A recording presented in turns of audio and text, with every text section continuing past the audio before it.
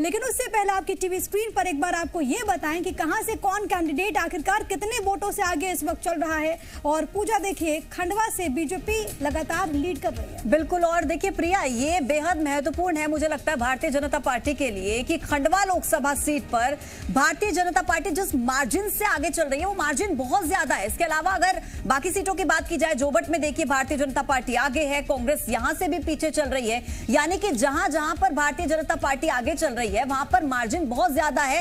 इस बात पर मुझे लगता है प्रिया ध्यान देने की थोड़ा सा जरूरत है। बिल्कुल ध्यान देने की जरूरत है। हालांकि अगर आप ये सवाल पूछेंगे कांग्रेस पार्टी से तो कांग्रेस पार्टी कहेगी कि अभी इंतजार कर लीजिए, हमें उम्मीद है, भरोसा है कि जनता में मौका देगी। लेकिन देखिए रैगांव का ये आंकड़ा भी है और साथ ही साथ देखिए वहां से रैगांव से कांग्रेस पार्टी के लिए अच्छी खबर है, क्योंकि यहाँ पर आगे चल रही है पार्टी। कल्पना वर्मा इस वक्त लीड कर रही है और पीछे है यहाँ पर बीजेपी को सोचने की जरूरत है कि आखिरकार इस गढ़ में क्यों कांग्रेस इस तरीके से आगे लीड कर रही है। बिल्कुल प्रिया, जाहिर सी बात है ऐसी सीट जहां पर बीजेपी का दबदबा रहा है, ऐसी सीट पर आखिर क्यों बीजेपी पीछे रह रही है, क्या वजह है, इस पर बीजेपी को ध्यान देने की जरूरत है। पृथ्वीपुर का रुझान देखिए, भारतीय जनता पार्टी यहां पर भी आगे, कांग्रेस यहां पर भी पीछे है। यानी कि 3 सीटें ऐसी हैं जहां पर भारतीय जनता पार्टी आगे चल रही है और 1 सीट ऐसी है जहां पर कांग्रेस आगे चल रही है। बिल्कुल, राजपाल जी भी हमारे साथ लगातार बने हुए हैं बीजेपी का पक्ष रखने के लिए और इस बीच हमारे साथ कांग्रेस के गेस्ट भी जुड़े हुए हैं, हम जाएंगे उनके पास। लेकिन उससे पहले उपचुनावों में इस वक्त वोटों को लेकर क्या स्थिति है वो जरा आप समझिए। खंडवा की बात सबसे पहले, 64,818 वोटों से इस वक्त ज्ञानेश्वर पाटिल लीड कर रहे और मार्जिन जिस तरीके से पूजा आप जिक्र कर रही थी कि 64,000 बहुत अधिक मार्जिन होता है। बिल्कुल जाहिर सी बात है। रैगांव में देखिए हालांकि कांग्रेस आगे, मार्जिन बहुत कम है, केवल 2000 से कुछ ही ज्यादा मत ऐसे हैं जिसमें कांग्रेस पार्टी यहां पर फिलहाल लीड कर रही है, बहुत कम मार्जिन है। और जैसा कि भारतीय जनता पार्टी दावा कर रही है कि रैगांव की सीट भी उनकी हो सकती है, कुछ वक्त में क्लियर होगा। खंडवा एक ऐसी लोकसभा सीट है जिस पर 64,000 से ज्यादा मतों से भारतीय जनता पार्टी इस वक्त आगे चल रही है। जोबट में बीजेपी 11,600 वोटों से आगे चल रही है, तो वहीं रैगांव में कांग्रेस 2,292 वोटों से इस वक्त आगे चल रही हैं, जो कि मैंने और पूजा ने आपको बताया। अलग अलग सीटों का हाल और अलग अलग जगहों पर कैंडिडेट कौन कितने मतों से आगे है। खास मेहमान हमारे साथ लगातार बने हुए राजपाल सिंह सिसोदिया साहब बीजेपी के प्रवक्ता हैं। इसके अलावा रवि सक्सेना ने हमें ज्वाइन कर लिया है कांग्रेस पार्टी का पक्ष रखने के लिए। रवि जी, आपका बहुत स्वागत। और सबसे पहले मैं आप ही का कॉमेंट चाहूंगी, सर क्या लग रहा है, रैगांव में तो आगे हैं लेकिन बाकी 3 जगहों पर क्या हो गया? जी नहीं, देखिए क्या हो गया वाली तो कोई बात होती नहीं है। जनता जनार्दन है, वो जिसको विजयश्री दिलाती है।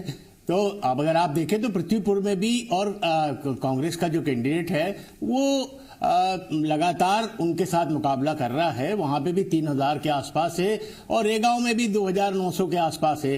तो निश्चित रूप से कांग्रेस पार्टी जो है वो पृथ्वीपुर में अच्छी पोजीशन में है। और आप देखेंगे थोड़ी देर में जब 2-4 और राउंड होंगे, क्योंकि अभी कांग्रेस पार्टी के जो गढ़ हैं वो अभी खुले नहीं है, तो जैसे ही वो खुलेंगे तो आप देखेंगे कि पृथ्वीपुर में भी कांग्रेस की पार्टी जीत हासिल करेगी।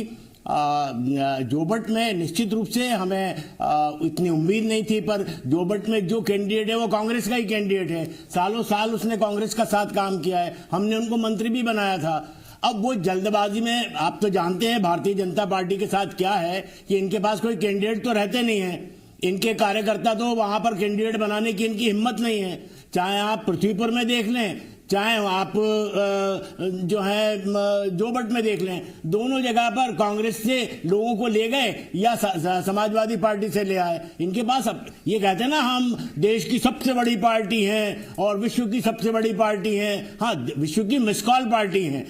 आपके पास तो कैंडिडेट तक नहीं है लड़ाने के लिए, आपको दूसरी पार्टियों से लेके जाना पड़ता है। अच्छा, शिवराज जी का आधा मंत्रिमंडल कांग्रेसियों से भरा पड़ा है। एक सवाल का जवाब दीजिए कि जिस सीट पर आप आगे रहते हैं, जो सीट आप जीत के थोड़ा करीब होते हैं, वहां पर आपको लगता है कि हमारी पार्टी की जीत है, हमने मेहनत की, जनता ने हमारा साथ दिया। और अगर अगर आप किसी भी ऐसी सीट पर थोड़ा सा पीछे रह जाते हैं तो वहां पर आप दोष लगाने लगते हैं भारतीय जनता पार्टी पर। फिर वहां पर हार क्यों नहीं स्वीकार होती, क्यों नहीं मानते कि जनता का भरोसा आपके साथ नहीं है और मेहनत करने की जरूरत है, फिर क्यों आरोप लगाते हैं? नहीं, तो जब भारतीय जनता पार्टी हारती है तो वो क्या करती है? अभी दमोह में हारी थी तब क्या हुआ था? वो क्या कर रहे थे? वो क्या हमको हार फूल पहना रहे थे कि नहीं कांग्रेस पार्टी की जीत है और हमारी हार है? ऐसा कहा क्या उन्होंने? और ये तो मैं जो आपके सामने कह रहा हूं ये हकीकत है। सुलोचना रावत जो है 3 बार कांग्रेस पार्टी की एमएलए रही हैं, उनके ससुर 6 बार कांग्रेस पार्टी के एमएलए रहे हैं, ये मंत्री हमने इनको बनाया। तो इन्होंने जो भी काम किया है वो कांग्रेस के बैनर तले किया है, हाथ के पंजे पे जीत कर काम किया है। तो इनकी जो भी पार्टी छोड़कर जा रहे हैं, क्यों नहीं संभाल पा रहे, सोचने की जरूरत आपको है ना।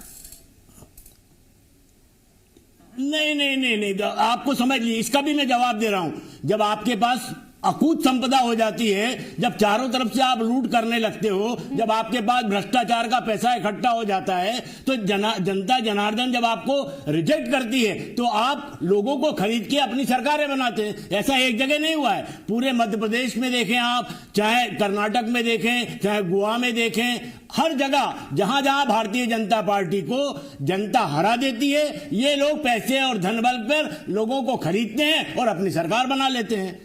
ये पहली बार इस हिंदुस्तान में हो रहा है कि और उनका ये भी कहना है कि सुलोचना रावत जो वहां पर लीड कर रही हैं वो दरअसल कांग्रेस पार्टी में थी और बहुत काम उन्होंने किया, इसी वजह से लीड कर रही है। बीजेपी का कोई योगदान नहीं है इसमें।